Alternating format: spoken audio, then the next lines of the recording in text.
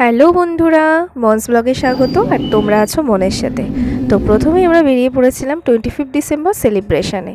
তো প্রথমেই মেট্রো ধরে নিয়েছিলাম, তারপরেই চলে গেছিলাম কিন্তু নন্দনে বেশ এখানে লোকসংস্কৃতি উৎসব হচ্ছিল। তো সেখানে একটু ঘুরে দেখে নিলাম যে কীরকম কী পাওয়া যাচ্ছে, কত সুন্দর সুন্দর হাতের কাজ, সত্যি অপরূপ লাগছিল দেখতে। কিন্তু কেনার চেষ্টা আমি মোটে করিনি, দামটা শুনে জাস্ট কী আর বলবো।